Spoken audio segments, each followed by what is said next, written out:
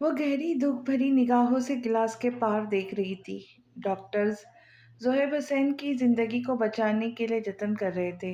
گولی اس کے دل سے چند انچ کے فاصلے پر لگی تھی۔ جب اسے یہاں لایا گیا تو اچھا خاصا خون بہہ چکا تھا۔ زہیب کی یہ حالت دیکھ کر اسے دھچکا سا لگا۔ اسے اپنا وجود تیز رفتار گاڑی کی زد میں آتا محسوس ہوا۔ دل مسوس کے رہ گیا تھا۔ وہ ہر شے سے بے خبر بیگانہ رو رو کر اس کی زندگی کے لیے دعائیں مانگ رہی تھی۔ یہ سب تہران کا کیا دھرا ہے؟ میں نے آپ سے پہلے ہی کہا تھا وہ شخص باز آنے والا نہیں۔ بکواس مت کرو، تہران کے اس معاملے سے کیا تعلق؟ زلف نے قہر آلود نظروں سے جمشید کو دیکھا۔ اس دیدہ دلیری پر دونوں بہن بھائی شاکڈ رہ گئے۔ کہاں وہ خوف سے سکڑی سمٹی رہنے والی لڑکی ان کے سامنے بپھر کر بول رہی تھی۔ تمہیں ایسے یقین نہیں آئے گا، جب اپنی آنکھوں سے دیکھوں گی تب یقین کروں گی، اور میں اندھیرے میں تیر نہیں چلا رہا محترمہ۔ میرے پاس باقاعدہ ثبوت ہے جو میں اب پولیس کو ہی دوں گا۔ جب اس نے دیکھا کہ وہ اکڑ برداشت کرنے کی حدوں سے نکل چکی ہے تو مظلومیت اور بیچارگی جیسا حربہ اپنایا۔ اس قدر اطمینان اور سنجیدگی پر زلف کا یقین ڈاوا ڈول ہونے لگا۔ اپنے اندر سر اٹھاتے طوفانوں سے منہ موڑ کر کمال حسن کو دلاسا دینے لگی۔ اکلوتے بیٹے کی اس حال میں پہنچ جانے پر وہ پریشان کن گھڑیوں سے گزر رہے تھے۔ تاشفیہ جیا کو اپنے حصار میں لیے ان سے دور بیٹھی تھی، چہرے سے آزردہ اور تھکی تھکی سی لگ رہی تھی۔ رات کا وقت تھا۔ شجاعت عالم بڑی بزی شیڈول نپٹا کر کچھ دیر پہلے ہی سویا تھا کہ فون کی گھنٹی مسلسل بجنے لگی۔ اس کی نیند میں خلل پیدا ہونے لگا۔ اس نے بنا دیکھے فون سائلنٹ پر لگا دیا۔ کچھ ہی دیر گزری تھی کہ کمرے کا انٹرکام بجنے لگا۔ کیا مصیبت آن پڑی؟ کیا تکلیف ہے؟ نیند ٹوٹ جانے پر اس کے اعصاب بری طرح جھنجھلا گئے۔ وہ ملازمہ پر چڑھ دوڑا۔ باس، امان صاحب کا فون آ رہا ہے، انہوں نے کہا ہے ارجنٹلی آپ سے ان سے بات کرے۔ اس وقت امان کی کال آنا تشویش کا باعث تھا۔ اس نے انٹرکام رکھ کر سائڈ ٹیبل سے گھڑی اٹھا کر دیکھی جو رات کے 2 بجا رہی تھی۔ امان کا نمبر ملا کر بیٹھ کے کراؤن سے ٹیک لگا لی۔ تو چاہتا کیا ہے مجھ سے؟ آج ہی بتا دے، اس نے تندی سے پوچھا۔ بس ایک آخری ملاقات میری جان، شوق سا جواب آیا۔ کیا بک رہا ہے؟ یہ کوئی وقت ہے؟ 1 منٹ تو ہوش میں تو ہے؟ ہاں ہوش میں ہوں، ہوش میں ہوں مگر… اس کے لہجے میں نمی سی محسوس کر کے مزید بے چین ہو گیا۔ وہ کرا رہا تھا، اس کی کراہیں، اکھڑی اکھڑی سانسیں بخوبی شجاعت عالمگیر کے سماعتوں تک پہنچ رہی تھی۔ دل انجانے خوف سے دھڑک اٹھا۔ امان، تو ٹھیک تو ہے؟ کہاں ہے اس وقت؟ وہ چلا اٹھا۔ اپنے فلیٹ پر ہوں، تو آجا یار، بس تو جلدی آجا۔ اس کے مزمل نحیف آواز نے گویا شجاعت عالمگیر کی سماعتوں کے پرخچے اڑا دیے۔ آ رہا ہوں امان، ادھر ہی رہنا، کہیں جانا مت، میں بس پہنچ رہا ہوں۔ اس نے بدحواسی سے سلیپر اڑے سے کوٹ اٹھایا، بھاگ کر دروازے تک پہنچا، پھر واپس مڑ کر کسی سوچ کے تحت اپنی گن اٹھائی اور گاڑی کو فل اسپیڈ پر ڈالتے ہوئے وہاں پہنچا۔ کیسے گزرتا ہر لمحہ اس کی سانسیں چھین رہا تھا۔ اس کے ہاتھ کپ کپا رہے تھے۔ زندگی میں ایسا پہلے کبھی نہیں ہوا تھا جیسے آج ہو رہا تھا۔ وہاں پہنچا تو دروازہ پہلے سے ہی کھلا تھا۔ فلیٹ کی تمام تر سجاوٹیں ٹوٹی بکھری پڑی تھی۔ اس کے آنکھوں کے سامنے اندھیرا سا چھانے لگا۔ زندگی میں پہلی بار شجاعت عالمگیر کو اپنے قدموں تلے زمین کھسکتی ہوئی محسوس ہوئی۔ کچن کے کاؤنٹر کے قریب زخمی حالت میں اوندھے منہ پڑا اس کا جگری دوست امان ہی تھا۔ بلا شبہ وہ تیزی سے لبکا، امان، امان آنکھیں کھولو۔ والہانہ انداز میں اس کا چہرہ تھپ تھپایا۔ اس کی آواز کانپ رہی تھی۔ آ گیا تو؟ بڑی دیر لگا دی یار۔ درد بھری آہ نکلی جس پر وہ جان سے تڑپ اٹھا تھا۔ کیسے ہوا یہ سب؟ کس نے کیا؟ لفظ ٹوٹ ٹوٹ کر اس کے لبوں سے ادا ہوئے تھے۔ شجا، میری بات سنو۔ اس نے بہت ضبط سے اسے پکارا۔ وہ اسے کچھ کہنا چاہتا تھا۔ الف، اسے سختی سے ٹوکا۔ بھاڑ میں گئی الف، ہم پہلے ہاسپٹل جائیں گے، میں تمہیں ہاسپٹل لے کے جاؤں گا۔ مگر اس نے ملتجی ہو کر اس کا ہاتھ تھام کر سینے پہ رکھ لیا۔ اس کی آنکھوں سے روا ہوئے सांसें अटक-अटक के आ रही थी। उसे अपने करीब करके उसके कान में सब कहता चला गया। शुजा सुनता गया, वो उससे ऐहद लेता गया। वो मजबूर, बेबस उसकी हाँ में हाँ मिलाता रहा। सोए हुए मुंजमद आसाब जागे तो हल्की-हल्की सुबह हो चुकी थी। बर्फबारी की वजह से आज कई दिनों बाद सूरज निकलने के आसार थे। दुश्मन-ए-जान को गए 24 घंटे गुज़र चुके थे, मगर यूँ लग रहा था सदियाँ बहुत बीत चुकी है। साबिका ज़िंदगी में एक बार भी उसने तसव्वुर नहीं किया था कि एक सुबह ऐसी भी होगी जब उसका चेहरा देखे बगैर सुबह का आगाज़ करना पड़ेगा। सैंड फ़ोन पर बीप बजी तो वॉल के कर्टन छोड़कर मुतवज्जा हुआ। अमान की कंडीशन सीरियस है, वो मॉस्को एफएमएस हॉस्पिटल में एडमिट है। मंजमित आसाब जाग गए। द्वरता हैरत से उसकी आंखें पूरी के पूरी खुल गई। बार-बार मैसेज पढ़ने लगा। इस्तेजाब वो परेशानी से बार-बार शुजा का फ़ोन ट्राई करने लगा, मगर जवाब मौसूल नहीं हो रहा था। वो सब कुछ छोड़-छाड़ कर भागा। मॉस्को के लिए ट्राम पकड़ी। ट्राम की स्पीड भी उसे धीमी लग रही थी। दिल चाहा उड़कर किसी तरह वहाँ पहुँच जाए। कुछ खोने का एहसास, बेचैनी की सूरत उसके खूबरू चेहरे पे रक़्म था, मगर जब तक वो वहाँ पहुँचा, बहुत देर हो चुकी थी। मुइज़ दुर्रानी की गिरफ्त में मचल-मचल कर रोती दिलनशी हज़ियानी अंदाज़ में चिल्ला रही थी। राहदारी में उसकी दर्दनाक चीखों के सबब माहौल सकूत में डूब चुका था। ये सारा मंज़र बहुत अज़ियतनाक था। उसने डगमगा कर दीवार को थामा। हॉस्पिटल की सुनसान राहदारी में इस वक़्त बस वो 4 थे। उनका पाँचवाँ जोड़ीदार कहीं नहीं था, जिसकी एक पुकार पर वो दिलो-जान से लब्बैक कहता था, जिस पर उसकी जान निसार थी, वो जिसकी तैयारी हमेशा ख़ास हुआ करती थी। उसके जिगर का टुकड़ा, उसका यार जा चुका था, उनसे दूर, बहुत दूर। जाने कितने लम्हे गुज़र गए थे, कितना वक़्त बीता था। शाम से रात हो चुकी थी, वो शर्मीन के कंधे से लगी रो-रो कर थक चुकी थी।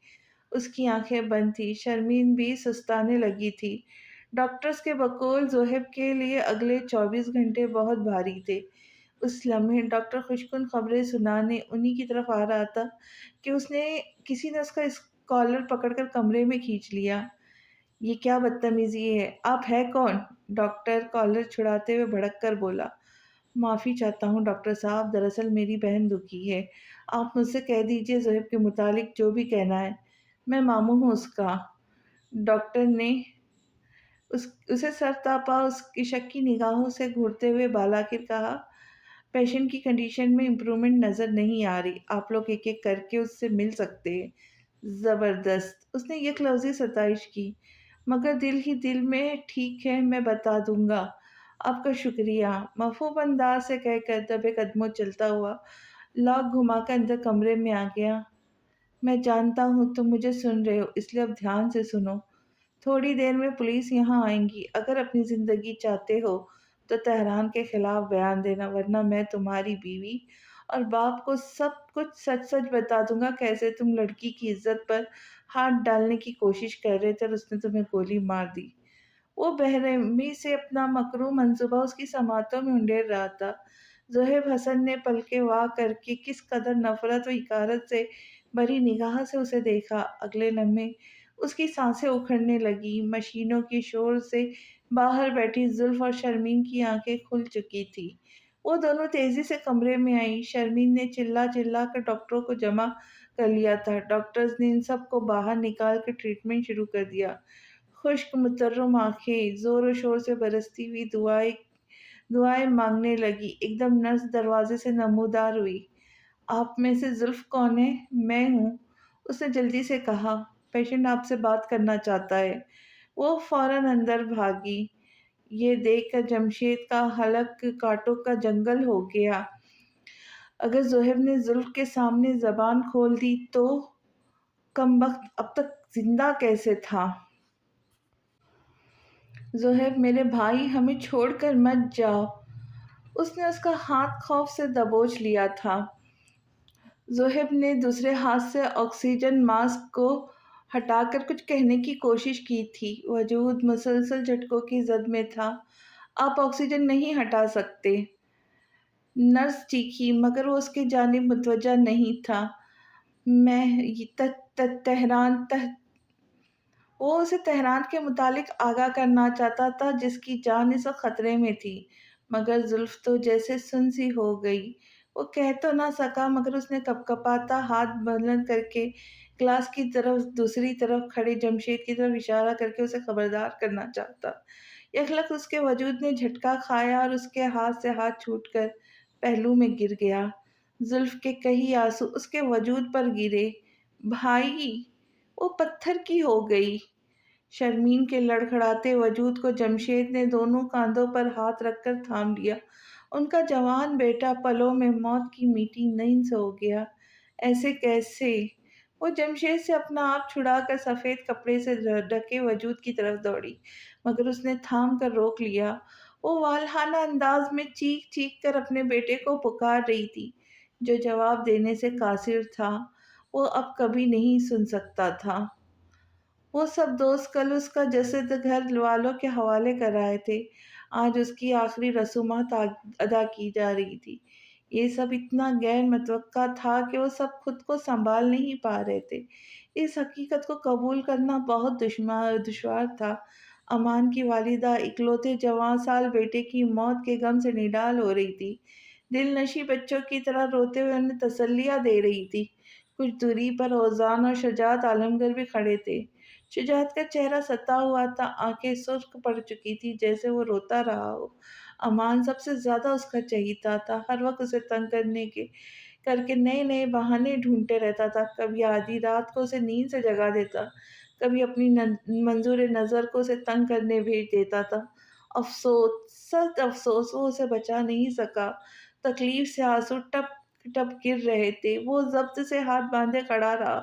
ان سے پیچھے کہیں تہران پاشا بھی تھا، گمسم سا، لٹے پٹے انداز میں ایک ہی نقطے کو مسلسل گھورتا ہوا۔ امان کی موت ان سب کے لیے آزمائش ثابت ہوئی تھی۔ اس نے بڑھ کر بھاری ہوتے سر کے ساتھ مٹھی بھر مٹی اس کے وجود پہ ڈالی۔ کتنا اذیت ناک مرحلہ تھا یہ! اس کی شرارتی جملے، اس کی شوق مسکراہٹیں جو ان سب کے چہرے پر رنگ بکھیرتے تھے، آس پاس بازگشت کرنے لگے۔ آنسو تھے کہ رک نہیں رہے تھے۔ امان کو سپرد خاک کرنے کے بعد سب ایک ایک کر کے وہاں سے چلے گئے۔ وہ چاروں جہاں کے تہاں کھڑے تھے، اپنی جگہ سے انچ بھی نہیں ہلے۔ البتہ تہران بیٹھ گیا تھا اس کی قبر کے پاس، اور جب بے بس شکستہ نگاہوں سے دیکھتے جا رہا تھا۔ پولیس کی گاڑی کی مخصوص سائرن کی آواز نے قبرستان کے خاموش ماحول میں ایک دم سے ہلچل مچا دی۔ انسپکٹر ایڈم یونیفارم میں ملبوس آنکھوں سے چشمہ ہٹاتے ہوئے وہاں پہنچے۔ انہوں نے لمحے بھر کی خاموشی اختیار کرنے کے مرنے والے کو خراج پیش کیا، اور پھر تہران پاشا کون ہے آپ میں سے؟ سب چونک کر پلٹے۔ مگر وہ ٹس سے مس نہیں ہوا، اس کے جسم میں کوئی جنبش نہیں ہوئی، صدماتی تاثرات میں کوئی تبدیلی نہیں آئی۔ آپ لوگ کیوں آئے ہیں یہاں؟ بالآخر دل نشیں کی آواز سنی گئی۔ تہران پاشا کے خلاف مرڈر کے چارجز ہیں، ہم انہیں گرفتار کرنے آئے۔ اس کی سماعتوں پر کسی نے بم پھوڑا۔ یہ جھوٹ ہے، یہ سچ نہیں ہے، میرا دوست قاتل نہیں ہو سکتا۔ انسپکٹر ایڈی نے نفی میں سر جھٹکا۔ لفظ دوست سے اس نے بہت سی باتوں کا اندازہ لگا لیا تھا، پھر ایسے ایموشنل سینز تو ان کے لیے معمولی بات تھے۔ آگے بڑھ کر تہران کو بازو سے تھام کر اٹھایا اور ہتھکڑی لگا دی۔ میں نے آپ سے کہا تھا نا، میرا دوست قاتل نہیں ہو سکتا، وہ ماسکو میں تھا ہی نہیں، وہ آج ہی آیا ہے۔ کسی نے جھوٹ کہا ہے آپ سے، بھیگے لہجے میں کہتی بہت غصے سے انسپکٹر ایڈی کو دیکھنے لگی۔ ایڈی نے گہری نگاہوں سے اس کا جائزہ لیا، جو مجسمہ دیو کامت دیوتا کے سامنے کھڑی سراپا احتجاج تھی۔ سیاہ سوٹ میں ملبوس، بالوں میں بریڈ میں قید کیے، اس کا سوگوار حسن دیکھنے والوں کے دل میں اتر رہا تھا۔ ان کے خلاف قتل کا مقدمہ دائر کرایا گیا ہے، یہ کوئی عام کیس نہیں ہے۔ کمال حسن کے بیٹے زہیب حسن کے قتل کا مقدمہ، اور ان کی بیٹی نے خود یہ بیان دیا ہے کہ زہیب حسن نے مرنے سے پہلے تہران پاشا کو اپنا مجرم قرار دیا ہے۔ میرے پاس ثبوت کے طور پر گن موجود ہے اور گواہ بھی، اس لیے مجھے قانونی طور پر انہیں گرفتار کرنا ہوگا میڈم۔ تہران پاشا کی دنیا الٹ گئی۔ وہ پترائی آنکھوں سے دیکھ رہا تھا، کان سائے سائے کرنے لگے۔ دلاور پاشا کا کہا سچ ہونے جا رہا تھا۔ انسپکٹر ایڈم نے اس کا بازو پکڑ لیا۔ وہ خاموش لبوں پر قفل لگائے لڑکھڑاتے قدموں کے ساتھ چل پڑا۔ तेहरान तुम तो कुछ बोलो, शुजा प्लीज रोको इसे, तेहरान को मत ले जाए, वो बेगुनाह है, रोको ना इन्हें प्लीज। उसके चेहरे की तरफ देखती सिसकते हुए फरियाद कर रही थी। उसने दिलनशी की नाजुक कलाई मजबूती से थाम ली जो तेहरान की तरफ जाने को परतोड़ रही थी। उसके सारे लतीफ जज्बात कहीं जा सोए, उनकी जगह नफरत और नापसंदगी ने ले ली थी। अमान के साथ गुजरे वो चंद आखिरी लम्हा शुजात आलमगीर के दिल में तेहरान पाशा के लिए नफरत का एहसास दे गए थे। तेहरान देखते ही देखते इनसे बहुत दूर जा चुका था। उसकी आंखों में तेजी से आंसू जमा हो रहे थे। उसने एकदम आंसू बहाती दिलनशी का बाजू छोड़ दिया और जान अलग पत्थर का मुजस्समा बना खड़ा था। कुछ करो शुजा, तुम्हें नजर नहीं आ रहा, वो लोग उसे ले गए। वो बोला, सारे सबूत तेहरान के खिलाफ है, ये इतना आसान नहीं है। वो तल्खी से बोला, लंबे डिगबरता कब्रिस्तान की हदूद से निकल गया। दिलनशी, उठो यार, बस करो, और कितना रोऊंगी, चलो मैं तुम्हें घर छोड़ दूं। औजान ने हौले हौले उसकी पुश्त सहलाते हुए नरमी से कहा, अमान अब कभी वापस नहीं आएगा औजान, हम उसे कभी नहीं देख सकेंगे। वो गहरे दुख से कहती उसके कंधे पर सर गिराकर आंसू बहाने लगी। ज़ोहैब मौत की आगोश में हमेशा हमेशा के लिए सो गया था। उसके साथ वक्त ने कैसा बेरहमाना सलूक किया था। वो दोहरे सदमे से निढाल थी। ज़ोहैब ने मरने से पहले तेहरान का नाम क्यों लिया था? जमशेद भी तस्कुरा कर चुका था। इससे पहले भी बाबा किसी बदले और इंतकाम की बात कर रहे थे। उसे क्यों यकीन नहीं आ रहा था? वो शख्स उसकी मोहब्बत ही नहीं कुल कायनात था, मगर ज़ोहैब से भी उसकी मोहब्बत कम ना थी। भले खून एक ना था, मगर उसने कम मोहब्बत नहीं की थी उससे। बचपन का साथ गुजरा था, वो कैसे उसके साथ हुए जुल्म को भुला देती। हालात संगीन नौयत इख्तियार कर चुके थे। वक्त का तकाजा यही था कि जो आंखों से देख चुकी थी उस पर राजी हो जाती, मगर वाह रे किस्मत, उस शख्स से बेपनाह मोहब्बत उसे ऐसा करने से रोक रही थी। उसने ताशफा की जानिब देखा। जया अभी बहुत छोटी थी, उसे नानी के घर भिजवा भिजवा दिया गया था। ताशफा की मुतर्रम आंखें पतरा सी गई थी। शर्मीन चीख चीख कर बेन कर रही थी। उसका रोना, चीखना, चिल्लाना उसके असाब चटकाने लगा। उसने बढ़कर उसे बाहों के हिसान में ले लिया।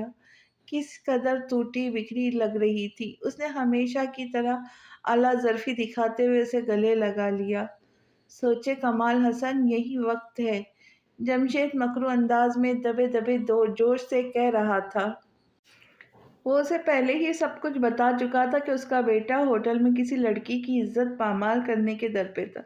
तेहरान पाशा के दोस्त एहसान मिर्जा के और जोहेब हुसैन के दौरान झगड़े के नतीजे में उसे गोली लग गई। जमशेद ने फौरी तौर पर लाही अमल तश्कील दिया था। उसने अमान को बिल्कुल वैसे ही, बल्कि उससे भी भयानक मौत के घाट उतार दिया था। अब वो कमाल हसन को परवसुक अंदाज में मुतासिर और जेर करने के लिए यकीन दिलाने की कोशिश कर रहा था। कमाल हसन सोच में पड़ गए। इससे पहले दिलावर पाशा मामले की तह तक पहुंचे, उन्हें कदम उठा लेना चाहिए था। इसी में उनका फायदा था। वो दिलावर पाशा जैसे पावरफुल इंसान का मुकाबला नहीं कर सकते थे। फिर जोहेब हुसैन की घटिया हरकत भी छुप जाती, वरना तो दिलावर पाशा उनका जीना हराम कर देते। दूसरी तरफ जमशेद ये सोच रहा था, तेहरान की तरफ उसका हिसाब निकलता है जिसे चुकता करना अभी बाकी था। फिर जुल्फ भी उसकी, दौलत भी उसकी। तुम दिलावर की लड़की को संभाल लेना, कहीं वो अदालत में पहुंचकर सारा मामला न उलट दे। वो अदालत तक पहुंच ही नहीं चाहिए जमशेद। कमाल हुसैन के जलते जज्बात को ठंडक पहुंची थी। उनके बेटे के कातिल अंजाम को पहुंचा था। अब बारी बाजी जीत भी कैसे पलटी थी, ये मंसूबा बंदी करना था। फिर से उन्हीं रास्तों पर मुतहरिक हो रहे थे। कुदरत ने उन्हें उनके किए भयानक सजा दी थी, मगर दौलत, शान शौकत की चाह में गाफिल हो चुके थे। जमशेद ने भरपूर ताकीदी अंदाज में सर हिलाया था। बाबा आपने बुलाया, इन डॉक्यूमेंट्स पे साइन कर दो बेटा। ये क्या है? उसने उलझ कर सवाल किया। ये स्टेटमेंट है जिसमें तुम्हारा बयान है कि तुमने खुद जोहेब के मुंह से तेहरान का नाम सुना है। शर्मीन साइन कर चुकी, तुम भी कर दो। तेहरान ऐसा नहीं कर सकता बाबा। उसके पास जैसे कहने के लिए कुछ बचा ही नहीं था, बस यही अल्फाज रह गए थे। तुम्हारे भाई के कत्ल पर मोहब्बत का दावा काबिल कबूल नहीं है जुल्फ। मुझे तो शक है तुमने कभी उसे अपना समझा भी था। उनका लहजा ग्लोगिर हुआ, बेरहमी से बोले थे, बाबा। उसने टोका। लहजा अजियतनाक था, आंखों से आंसू गिर रहे थे। क्या बाबा, क्या? तुम उस शख्स से मोहब्बत के दावेदार हो जिसने तुम्हारे बाप की इंसल्ट की थी उस दिन फॉरेस्ट में। उस शख्स के साथ मोहब्बत की दावेदार हो जिसने जमशेद के घुटनों पर गोली मारकर उसे हमेशा के लिए अपाहिज कर दिया, और फिर जोहिब का कत्ल और उसका बयान तुम्हारे सामने से है। आज मैं तुम्हें सारी हकीकत बताना चाहता हूँ। वो सांस लेने को रुके। उसने तुम्हें खरीदा है जुल्फ नौरोज। किसी ज़हम में मत रहना कि वो तुमसे मोहब्बत करता है। वो लड़की जिसे तेहरान अपनी दोस्त मुतारुफ करवाता है, वो है उसकी असल मोहब्बत। तुम तो उसकी जर खरीद हो। अल्फाज थे या खौलता हुआ पानी। उसका रवा रवा झुलस गया। जलन के एहसास से आंखें धुआं धुआं होकर धुंधला गई। उसने लड़खड़ा कर टेबल का कोना थामा। ये देखो सबूत, ये है वो रकम जो तेहरान पाशा ने मुझे भेजी थी, मगर मेरे पास अभी भी चेक की सूरत में पड़ी है। अगर कभी मौका मिला तो उसके मुंह पे मारूंगा। कमाल हसन नफरत से फुनकारे। उसने बंद होती खुलती आंखों से चेक पर जीरो के हिंदसों को देखा। उसकी कीमत तो जीरो के बराबर भी नहीं थी। जमशेद का लंगड़ाना सबूत अव्वल था, चेक सबूत दुअम था। जोहेब की मौत, उसका आखिरी बयान, बाबा का फॉरेस्ट आना, तेहरान का उन्हें धुतकारना, उनसे मिलने पर पाबंदी, और कितने सबूत चाहिए थे उस दिल को। मैं बहुत मजबूर हो गया था जुल्फ बेटा। मैं तेहरान की धमकियों से डर गया था। वो तुम्हें किडनैप करके ले गया, मैं तुम्हें रोक नहीं सका। शर्मीन, ताशफा, जया, जोहेब, इन सब की जिंदगी खतरे में नहीं डाल सकता था। मगर अब मुझे कोई खौफ नहीं। मैं डट कर उसका सामना करने को तैयार हूँ। जुल्फ ने मरे मरे हाथों से पेन पकड़ के स्टेटमेंट पर सिग्नेचर घसीटे और स्टडी से निकल गई। तेहरान पाशा, तुम्हारे परों को काटने के मंसूबे पर अमल पैरा हो चुका हूँ। फड़फड़ा लो जितना फड़फड़ाना है। औंधे मुंह ना गिरा दिया तो कहना। उनके लहजे में गरूर समाया हुआ था। जुल्फ के इस फैसले ने उनके हौसला बुलंद कर दिए थे। पुरानी अदावतें पूरी आबोताब से उनके दिल में नफरत का जहर उतारने लगे। जब से भयानक इंकशाफात हुए थे, वो तो जैसे गुमसुम सी हो गई। वो कैसे उस सितमगर को पहचान ना सकी, कैसे मोहब्बत में अंधी पागल होकर हर हद पार करने को तैयार हो जाती थी। मैं सब कश्तियाँ जलाकर तुम्हारे पास आई थी तेहरान, तुमने क्या कर दिया मेरे साथ। वो बहुत दिल दर बर्दाश्ता हुई थी। उसका दिल महसूस कर रह गया।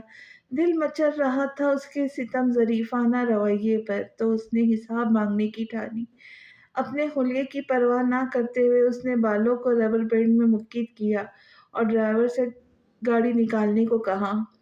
पुलिस स्टेशन चलो। सारे रास्ते सवालात तरतीब दे रही थी। आंखें गम की शिद्दत से लाल सुर्ख हो गई थी। तेहरान पाशा से मिलना है मुझे, उसने ऑफिसर से कहा। आप इंतजार कीजिए। एहलकार उसे दो कुर्सी और मेज पर मुश्तमिल खाली कमरे में छोड़कर चला गया। कुछ ही देर में तेहरान पाशा कुछ ही देर में तेहरान पाशा उसके सामने था, हथकड़ी में मुक्कीद, हाथों को भींचे। वो जिगरी यार के गम में इतना डूब चुका था कि हर शय से कट कर रह गया। जुल्फ ने बगौर उसे देखा। शिकस्ता हाल, आजरदा चेहरा, सुर्ख मुतर्रम आंखें। ये वो तेहरान तो नहीं था जिसे चंद दिन पहले छोड़कर आई थी। मेरे कुछ सवाल है तुमसे, बेगानगी से बोली तो तेहरान ने एकदम गहरे मुराकबे से चौंक कर सर उठाया। उसे यहाँ देखकर हैरत खाए जा रहा था। बेचैन निगाहें उसके सोगवार हुस्न को तकने लगी। बुलोरी आंखें गम की शिद्दत से लाल थी। उसके दिल पर छुरियां चलने लगी। उसे यहाँ देखकर वो सारे गिले शिकवे शिकायतें भूल कर धीमे से बोला, तुम्हारे भाई की मौत का सुनकर अफसोस हुआ। काश तुम्हें हकीकतन अफसोस हुआ होता तेहरान पाशा, चुभते हुए लहजे में बोली। क्या मतलब? इसका बदला बदला सा रूह साफ महसूस किया था। मतलब तो तुम्हें बताना होगा आज तेहरान पाशा कि तुमने मेरा सौदा क्यों किया। क्या बिकाऊ चीज़ हूँ तुम्हारी नज़र में? जो पसंद आई तो खरीद ली। वो सख्ते में आ गया। सदमा इस कदर शदीद था कि उसे देखता कि देखता कुर्सी की पुश्त से जा लगा। कमाल हसन ने बाजी उस पर पलट दी थी। जिंदगी की बिसात पर उसके मोहरे पिट रहे थे। जवाब दो, खामोश क्यों हो? जवाब ना पाकर वो हमेशा की तरह जज्बाती होकर उस पर चिल्लाई थी। تمہارا باپ ایک انتہائی گھٹیا انسان ہے۔ میں نفرت کرتا ہوں اس جیسے لالچی اور مفاد پرست شخص سے۔ جواب دینے کے بجائے وہ زہریلے سانپ کی مانند فنکارا تھا۔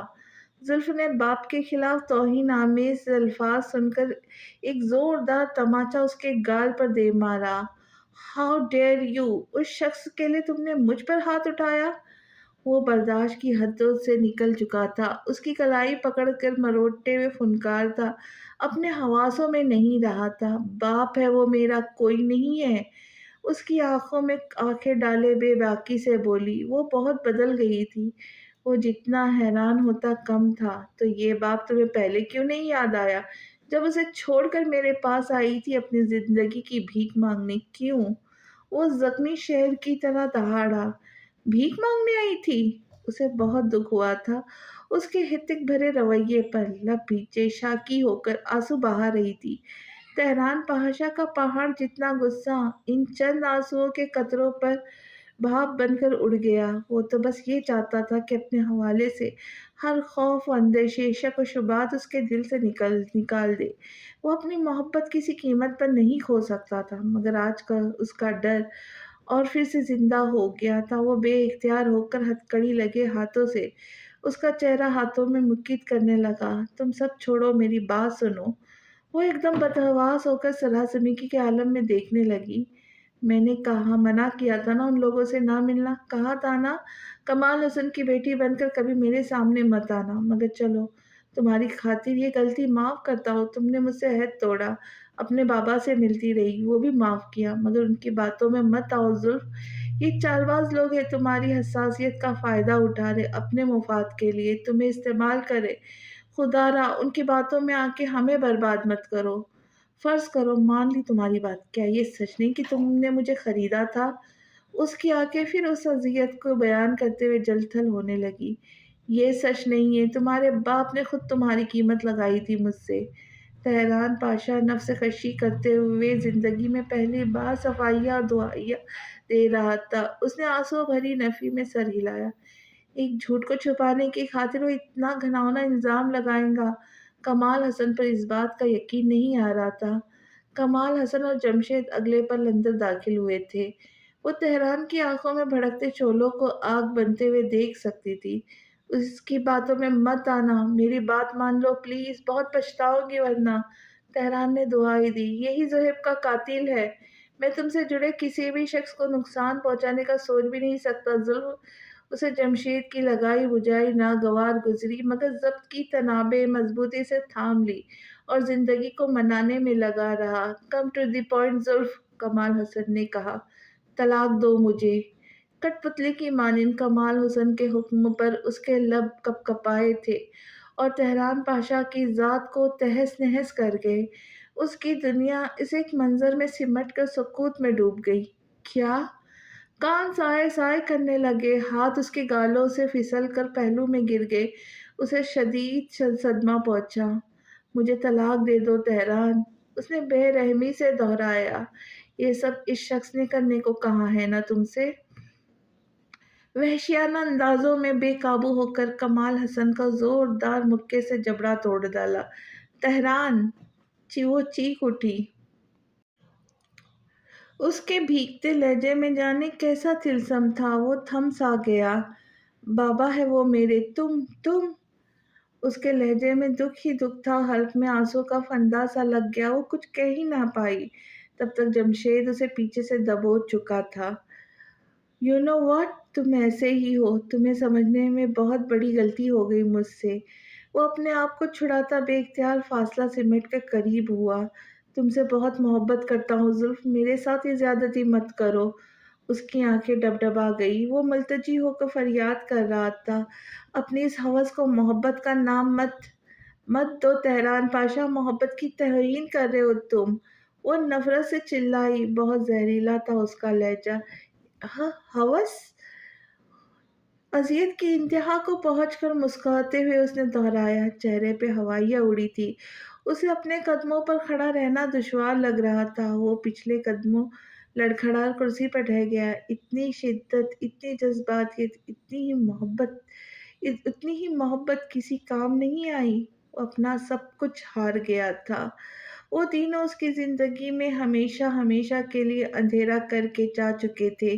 اپنی مٹھی میں بند کر کے مجھے لے گیا وہ پسند کر کے مجھے، اپنی مٹھی میں بند کر کے مجھے لے گیا وہ پسند کر کے مجھے، ہاتھ اس نے وفا سے کھینچ لیا خواہشوں میں وہ چند دو چند کر کے مجھے، موت طرز اب وہ میری طنز پہ ہے، سر بسر زہر خند کر کے مجھے، کھل گئی عشق دوستی اس کی، خوش ہے وہ درد مند کر کے مجھے، کر دیے بند مجھ پہ دروازے آشنائے کمند کر کے مجھے، گر گیا جانے خود وہ کیوں اتنا، گر گیا جانے خود وہ کیوں اتنا، آسمان تک بلند کر کے مجھے، اب وہ آنسو چھڑک رہا ہے قاتل مثل شعلہ بلند کر کے مجھے۔ تہران: تم سے بات کر رہی ہوں میں، پلیز کچھ تو بولو، صرف اتنا کہہ دو تم نے زوہب حسن کو قتل نہیں کیا ہے، میرے لیے یہی کافی ہے، تمہیں بچانے کے لیے زمین آسمان ایک کر دوں گی۔ تہران: سن رہے ہو؟ جب اس کے بے تاثیر چہرے پر کوئی فرق نہیں پڑا تو دلنشیں نے تھوڑی سے پکڑ کر اس کا چہرہ بلند کیا، اس نے ایک نگاہ دلنشیں پہ ڈالی، دوسری دلاور پاشا، اور ملاقاتی کمرے کا دروازہ کھل کر باہر نکل گیا۔ تہران: رکو! وہ تیزی سے اس کے پیچھے لپکی، میں نہیں جانتی سب کیا ہو رہا ہے، کیوں ہو رہا ہے، کس کی وجہ سے ہو رہا ہے، مگر میں تمہیں بچا لوں گی، تمہیں سزا نہیں ہونے دوں گی، مجھ پہ بھروسہ رکھنا۔ ڈھارس بندھاتی اس کا شانہ تھپک کر بولی۔ اہلکار اسے لیے آگے بڑھ گیا۔ راہداری میں کھڑی زلف نوروز نے ڈبڈباتی آنکھوں سے منظر سنا اور دیکھا تھا، گویا یقین کر رہی تھی کہ کمال حسن نے جو کہا درست کہا تھا۔ زلف بے اختیار ہو کر پکارا، چند ہی قدموں میں فاصلہ سمٹ کر اس تک پہنچا۔ مجھے تم سے بات کرنی ہے۔ دیوتا نے تو انا کب کی کوڑے میں بند کر کے دریا میں بہا دی، اب تو صرف محبت تھی اور بے تحاشا محبت۔ مجھے تم سے کوئی بات نہیں کرنی تہران، قاتلوں سے میرا کوئی واسطہ نہیں۔ زلف نے اسے دیکھ کر اندیکھا کرتے ہوئے یگانگی سے رخ پھیر لیا، اس کا دل جیسے کسی نے تیز دھاری آلے سے کاٹ کر رکھ دیا ہو۔ لبوں سے درد بھری آہ نکلی۔ میں قاتل ہوں تمہاری نظروں میں؟ یقین کر لیا تم نے ان باتوں کا؟ ٹھیک ہے، جتنی تہمتیں ہیں آج لگا دو ساری مجھ پر، تمہارے دل کو سکون ملے گا، میں تمہیں اجازت دیتا ہوں، کیونکہ اس کے بعد نہ تو کوئی حق رہے گا نہ میں اجازت دوں گا۔ اس نے تڑپ کر اس کے جانب دیکھا، تب تک لمبے لمبے ڈگ بھرتا راہداری میں آگے بڑھ گیا تھا۔ وہ بے جان ہوتے قدموں کے ساتھ دیواروں سے لگ گئی۔ کمال حسن اور جمشید کمرے میں انسپکٹر ہیدی سے زوہب کے قتل کے معلومات لے رہے تھے۔ اس نے اپنے سے دور کھڑی دلنشیں کو دیکھا، جس کی نفرت آمیز نظروں کی تپش اسے یہاں تک محسوس ہوئی تھی۔ میں اس وقت تمہارے علاوہ کسی پر بھروسہ نہیں کر سکتا دلنشیں بیٹا، ہر کار آزما لو، قانونی غیر قانونی، مگر میرے بیٹے کو کچھ نہیں ہونا چاہیے، وہ بے گناہ ہے۔ کئی دنوں تک وہ اپنے آپ سے جنگ لڑتے رہے تھے، بالآخر غصے کو تھوک کر اس کی خاطر آ ہی گئے۔ آپ فکر مت کریں انکل، ایسا ہی ہوگا، اس نے مضبوط لہجے میں کہا اور وہ اسٹیشن سے نکل گئی۔ شجاعت عالمگیر سے ملنا ہے مجھے، اس کا انداز تحکمانہ تھا۔ میم، آپ کی اپائنٹمنٹ ہے؟ نہیں، مگر مجھے اس سے ملنا ہے، اٹس ارجنٹ، آپ اسے بتائیں کہ دلنشیں آئی ہیں۔ اس کا اٹل اور ہٹ دھرم انداز دیکھ کر ریسیپشنسٹ کریڈل اٹھانے لگی۔ باس نے آپ کو ویٹ کرنے کے لیے کہا ہے۔ ریسیپشنسٹ نے کریڈل رکھ کر کہا تو اس کے تن بدن میں آگ لگ گئی۔ وہ تیزی سے قدم بڑھاتی دھاڑ کی آواز کے ساتھ دروازہ کھول کر آفس میں داخل ہوئی۔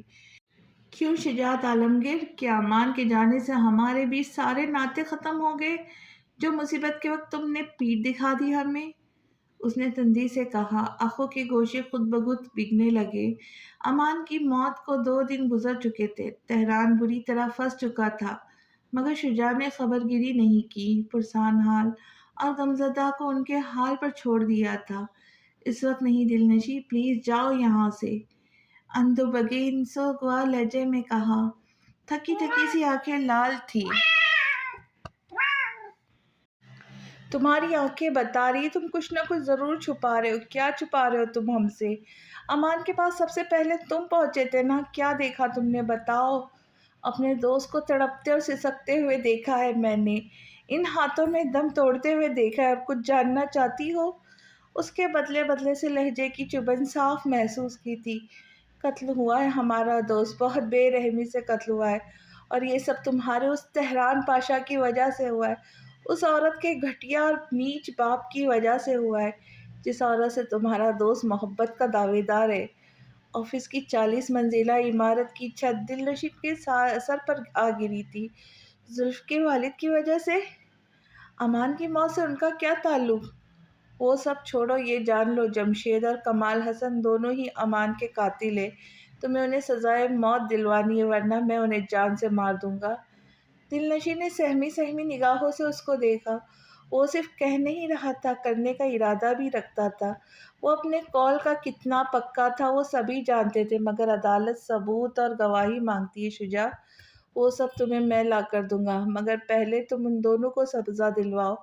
تہران کو ہم بعد میں دیکھیں گے۔ دل نشین نے تیزی سے اس کی بات قطع کرتے ہوئے کہا، نہیں، تہران اس وقت مصیبت میں ہے، ہمیں اس کا ساتھ دینا چاہیے۔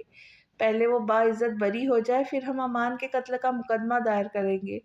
وہ ایک دم اس کی کوہنی دبوچتے ہوئے درشتی سے کہنے لگا، تم اپنی فیلنگز کو مکس کر رہی ہو، یاد رکھو اب سزا نہیں ہوئی تو بہت دیر ہو جائے گی۔ میں نہیں، تم اپنی فیلنگز کو مکس کر رہے ہو۔ کمال حسن سے نفرت اپنی جگہ، لیکن تہران بے گناہ ہے۔ تم کمال حسن کے کیے کی سزا تہران کو نہیں دے سکتے، صرف اس لیے کہ وہ زلف سے محبت کرتا ہے۔ دل نشیں کو اس کا انداز گفتگو کا حوالہ دونوں سخت ناگوار گزرے۔ تیزی سے اپنا بازو اس کی گرفت سے چھڑایا۔ وہ پلٹ کر گہرے گہرے سانس لیتے ہوئے اپنے وحشی جذبوں پر قابو پانے کی کوشش کرنے لگا۔ آئندہ کبھی مجھے اس محبت کا طعنہ مت دینا جو میں اپنے دل میں دفن کر چکی ہوں۔ تم اپنی سطحی ذہنیت کی وجہ سے خود تفرقے میں پڑ رہے ہو، ورنہ میں نے کبھی تم لوگوں کو ایک دوسرے سے کم نہیں سمجھا۔ وہ جاتے جاتے گہرے دکھ اور رنجیدگی سے بولی اور واک آؤٹ کر گئی۔ شجاعت عالمگیر کے سینے میں نفرت کی آگ جل رہی تھی۔ تمہیں تو بعد میں دیکھوں گا الف۔ اس نے فیصلہ کن انداز میں سر اٹھایا، لائحہ عمل تشکیل دیا اور حتمی انداز میں کرسی کی پشت سے کوٹ اٹھا کر آفس سے نکل گیا۔ باس، کچھ دیر میں میٹنگ کینسل کر دو، ساری میٹنگز۔ بات کاٹ کر تندی سے کہتا اسے بہت پیچھے چھوڑ گیا۔ 2 دن پہلے عدالت میں پہلی پیشی کے موقع پر اس نے ٹرائل کی ڈیمانڈ کی تھی۔ میجسٹریٹ نے ثبوت و گواہ پیش کرنے کی آخری موقع دیتے ہوئے نصیحت اور خبردار کیا تھا کہ ان کے پاس یہ آخری موقع ہے، کیونکہ سارے ثبوت تہران کے خلاف تھے۔ وہ خالی خلی مفروضوں پر وکالت نہیں کر سکتی تھی۔ اس کی گن، زلف، شرمین جمشید کی گواہی کافی تھی اس پر جرم ثابت کرنے کے لیے۔ باقی ماندہ ثبوت جھوٹے تھے جو کمال حسن کے وکیل نے پیش کیے تھے، صرف وہ جانتی تھی۔ تہران کی حمایت میں کسی ایک شخص کی گواہی کیس کا رخ بدل سکتی تھی۔ اپنے دوست سے کہہ دینا اپنا منہ بند رکھے، اور اپنے بیان میں یہ ضرور کہے کہ امان پر پہلے بھی جمشید کے لوگوں نے حملہ کیا تھا، وہی زہیب حسن اور امان کا قاتل ہے۔ ان دونوں کے قتل کا آپس میں لنک ضرور ہے، وہ ہم دوسری پیشی میں ثابت کر دیں گے۔ کس قدر تلخی اور کڑواہٹ بھرے لہجے میں اس نے عدالت کے باہر کھڑی دلنشیں کو ہدایت دی تھی۔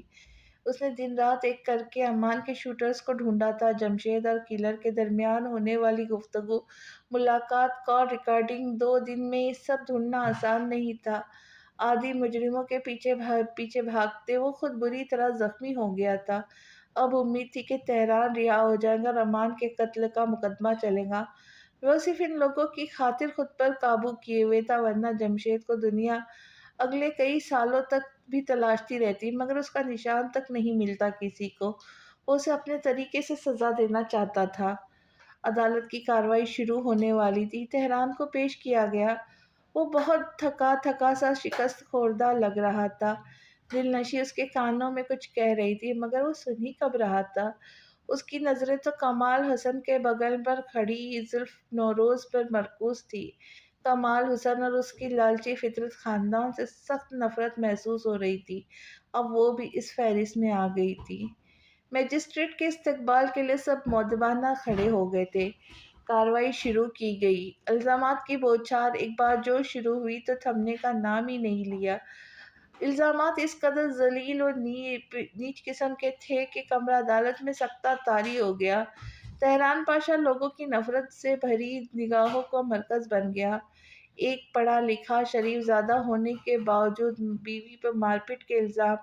لوگ اس پر تھو تھو کرنے لگے۔ دلاور پاشا کا لال بھبو کا چہرہ دیکھنے لائق تھا۔ دل نشیں بوکھلا کر نفی میں سر جھٹکنے لگی۔ آبجیکشن مائی لارڈ، آبجیکشن اوور رولڈ۔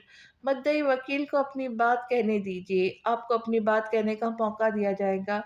ان کے کمین الزامات پر اس کا دماغ کھولنے لگا۔ ان کے سب کے درمیان ایک بلوری آنکھوں والی لڑکی تھی، دھوکہ کھائی ہوئی، شکست یاب، پھٹی پھٹی آنکھوں سے اپنے باپ کو دیکھ رہی تھی۔ اتنا بڑا دھوکہ، جذبات کے کھلواڑ! وہ دیکھ ہی نہ سکی کمال حسن میں کینہ بغض چھپائے پھر رہے تھے۔ ان کی نیت میں ازل سے کھوٹ تھا، میٹھے میٹھے بول بول کر مطلب نکلوا لیا تھا نا۔ ان کے سب دعوے، تہران پر لگائے سارے الزامات جھوٹے ثابت ہو رہے تھے۔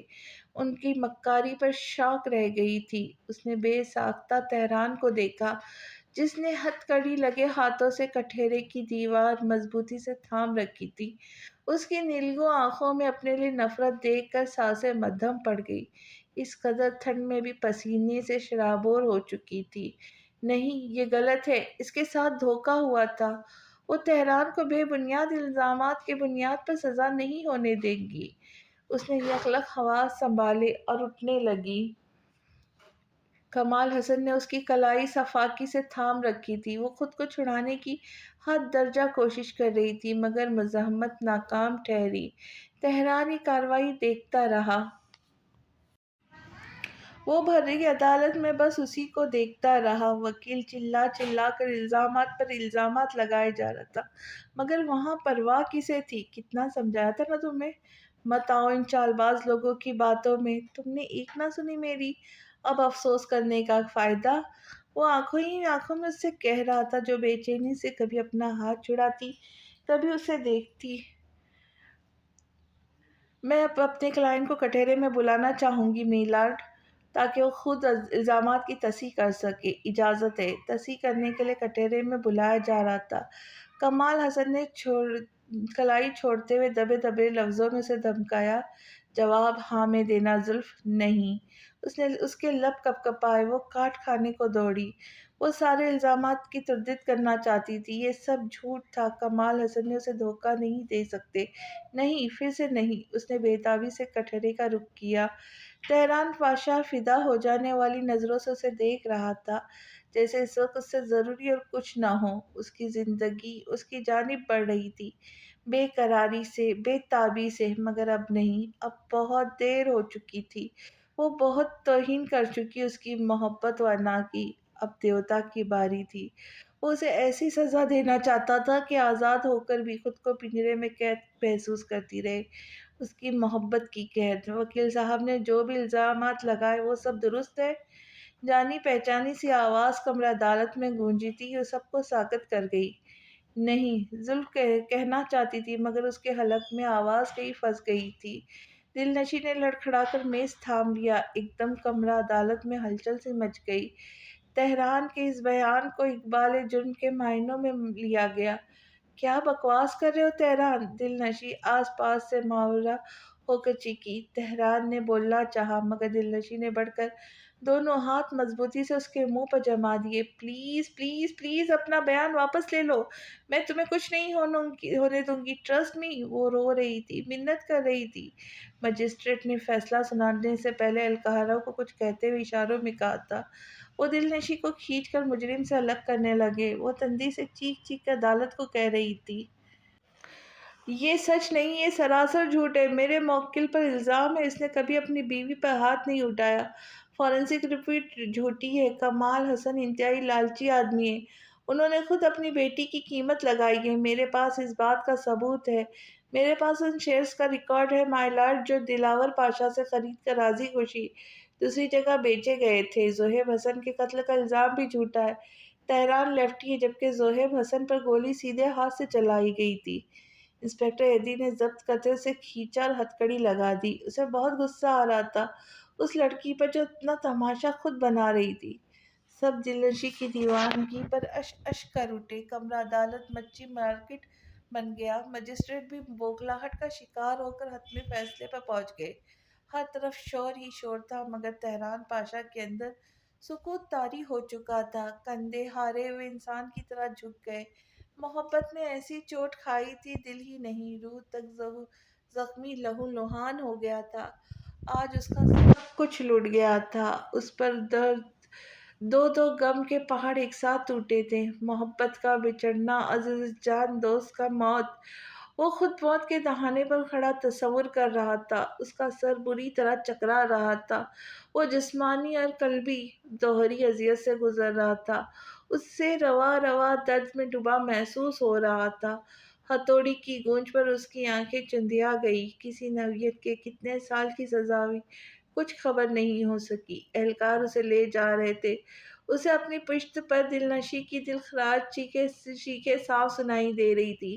مجسٹریٹ نے دلنشیں کو مجرم کو ورگلانے اور بیانیہ تبدیل کرنے پر مجبور کرنے کے جرم میں گرفتار کر کے اس پر مقدمہ چلانے کی تاکید کی تھی اور اسے فوری طور پر تحویل میں لینے کا حکم دیا گیا تھا۔ کمرہ عدالت کے باہر جیسے ہی قدم رکھا، پہلے ہی مرحلے میں شجاعت عالمگیر نے اس پر مکوں کی برسات کر دی تھی۔ اب میں تجھے ہوش دلاتا ہوں، خبیث کی اولاد، یہ کیا کیا تو نے؟ اپنے ہاتھوں سے اپنے دوست کے قاتلوں کو فتح دلا دی۔ شرم سے ڈوب مرنے کا مقام ہے گھٹیا عاشق۔ وہ بری طرح سے ٹوٹ پھوٹ کا شکار تھا۔ تہران نے نہ اسے روکا، نہ کوئی رد عمل نہیں دیا۔ پولیس اہلکاروں نے دونوں کو چھڑا کر دور کرنے لگے۔ باس، سب لوگ تماشا دیکھ رہے۔ باریچوں نے اس کے گرد مضبوطی سے حصار باندھ دیا۔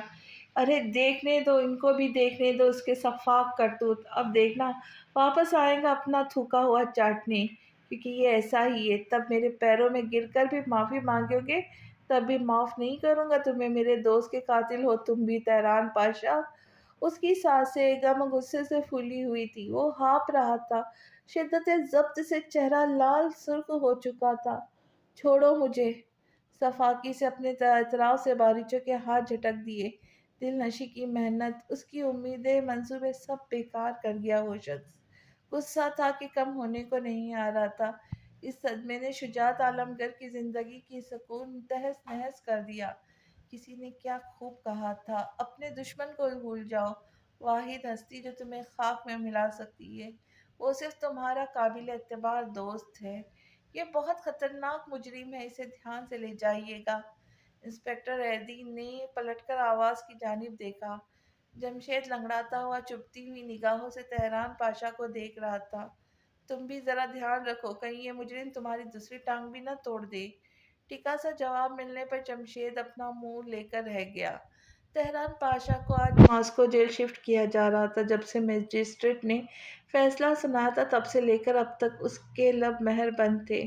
جیل میں اس کا لباس مخصوص نارنجی رنگ کے لباس میں تبدیل کر دیا گیا تھا۔ وہ ان ہزاروں لاکھوں لوگوں کی بھیڑ میں تنہا بیٹھا رہتا، نہ کسی سے کہتا، نہ کسی کی سنتا۔ ٹھیک 2 دنوں بعد اسے طلاق نامہ موصول ہوا تھا۔ وہ کئی دیر چکراتے سر کو تھامے اپنے ہاتھوں میں فڑفڑاتے رکے کو خالی خالی نظروں سے دیکھتا رہا۔ پھر اس نے پین اٹھایا اور بے رحمی سے سائن گھسیٹا۔ یوں محسوس ہو رہا تھا اس کا وجود گرتی ہوئی عمارت کے ملبے تلے دب چکا ہو، سانس لینے میں دشواری پیش آ رہی تھی، دم گھٹ رہا تھا۔ اس نے آگے بڑھ کر کھڑکی کھول دی۔ جالیوں سے چھن کر آتی روشنی سے اس کی آنکھیں چندیا گئی۔ وہ روشنی کو گھڑتا، حتیٰ کہ اس کی نیلگی آنکھوں میں آنسوں کا سمندر امڑ آیا۔ اس کے فیصلے نے تابوت میں آخری کیل ٹھوک دی۔ وہ دونوں ہمیشہ ہمیشہ کے لیے ایک دوسرے سے جدا ہو گئے، اور یوں دیوتا نے اسے چھوڑ کر انا کا پرچم بلند کر لیا اور محبت تیاگ دی۔ ایک زوردار تماچا معز درانی نے اپنی اکلوتی لاڈلی اولاد کو دے مارا تھا۔ اس پر تو پہلے ہی غموں کا پہاڑ ٹوٹے تھے، اس چماٹ نے اسے نیم جا کر دیا۔ وہ لڑکھڑا گئی۔ انسپکٹر ایڈی اس کے بہت قریب کھڑا تھا، اسے تھام کر گرنے سے بچایا۔ آپ سنبھالیں خود کو، اس نے بوکھلا کر کہا اور معز درانی کو گھرایا۔ آپ پولیس اسٹیشن میں کھڑے ہیں، اس لیے آپ کا لحاظ کر رہا ہوں۔ تم چپ رہو اور تم ہوش میں آ جاؤ۔ اب دیکھ لیا دوستیاں نبھانے کا انجام تم نے؟ میری عزت اور اپنا کیریئر سب داؤ پر لگا دیا۔ ان کا بس نہیں چل رہا تھا کہ ایک اور تھپڑ اور لگا دیتے۔ باوقار اور تمکنت رکھنے والی لڑکی اس وقت دبو سی سہمی ہوئی نگاہوں سے ان کو دیکھ رہی تھی۔ بہت ڈس اپوائنٹ ہوا ہوں میں دل، بہت زیادہ۔ بابا آئی ایم سوری۔ وہ بے آواز روتی رہی۔ وہ لب بھیج کر رہ گئے، لمبے لمبے ڈگ بھرتے وہاں سے چلے گئے۔ انسپکٹر ایڈی سے مزید برداشت نہ ہو سکا۔ وہ اہلکاروں کو اشارہ کرنے لگے جو حکم کی تعمیل کرتے ہوئے اسے لاک اپ میں بند کرنے لگے۔ بڑا برا ہوا وکیل صاحبہ کے ساتھ۔ سو تو ہے، تہران پاشا کو ان کی قدر کرنی چاہیے۔ آج کل کے زمانے میں اتنا وفادار دوست کہاں ملتے ہیں۔ Mind your own business. Inspector ایڈی نے غضبناک تہویروں سے چامگائیاں کرتے اہلکاروں کو جھڑک دیا۔ وہ گھبرا کر ادھر ادھر ہو گئے۔ مطالبے میں پہل کس نے کی؟ یہ معمہ اپنے آپ دم توڑ گیا جب اس نے طلاق نامے پر تہران پاشا کے دستخط دیکھے۔ وہ جیسے کسی پتھر کی مورتی میں ڈھل گئی۔ صدمہ بہت شدید تھا۔ یقین کرنا مشکل ہو گیا تھا کہ تہران اسے چھوڑ چکا ہے۔ وہ ناراض تھا، خفا تھا، اس کے ساتھ دھوکا ہوا تھا جس کی وہ اسے سزا دینا چاہتا تھا۔ وہ مانتی تھی، مگر اتنی کڑی سزا جس کی وہ اسے سزا دینا چاہتا تھا، وہ مانتی تھی، مگر اتنی کڑی سزا، گویا جدائی کے نام پر موت دے دی تھی۔ آج کل زد و رنج ہو رہی تھی، اب تو آنسو ہی نہیں رک رہے تھے، بلا تردد بہتے چلے جا رہے تھے۔ اسے سب کچھ ایک خواب سا لگ رہا تھا، ان دونوں کا ملنا، شادی، چند سالوں کا ساتھ، خوشیاں، آزادی، سب کچھ۔ تم میرے ساتھ ایسا نہیں کر سکتے تہران، نہیں کر سکتے۔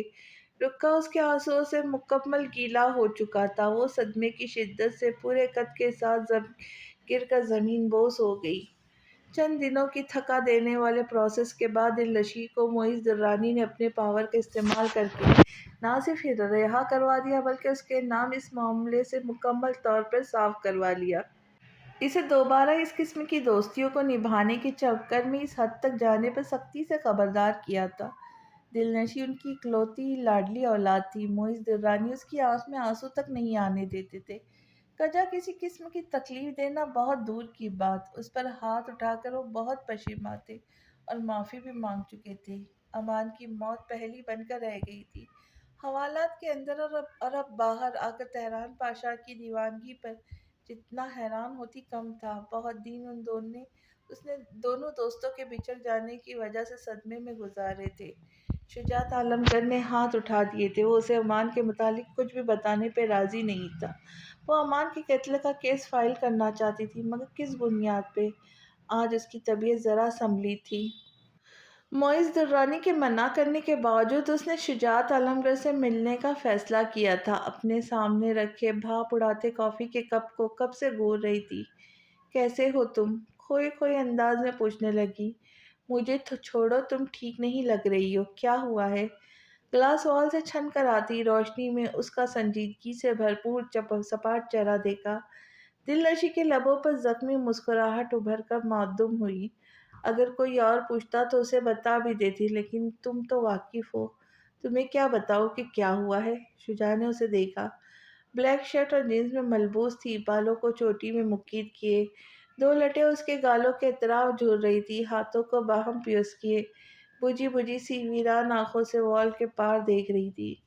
تم مجھے بتاتے کیوں نہیں کہ تم امان کے قتل کے بارے میں کیا جانتے ہو؟ میں کچھ نہیں جانتا، برجستہ جواب آیا۔ دلنشین گردن موڑ کر اسے دیکھنے لگی۔ تمہیں یاد ہے جب امان کہتا تھا تم میری محبت کا قرض ادا نہیں کر سکوں گی، تو کیسے ہم نے اس کی بات مذاق میں اڑا دی تھی؟ یہ سب یوں سچ ہو جائے گا کبھی سوچا نہ تھا۔ اس نے آنکھ کا کونا انگلی سے دبایا۔ تہران ہمیں دگا دے گا، ہم نے یہ بھی کب سوچا تھا؟ اس کے لہجے میں چبھن محسوس کر کے دبی دبی حمایت میں بولی، حالانکہ اسے صدمے نے اس کے حواسوں کو مکمل توڑ پھوڑ کر کے رکھ دیا۔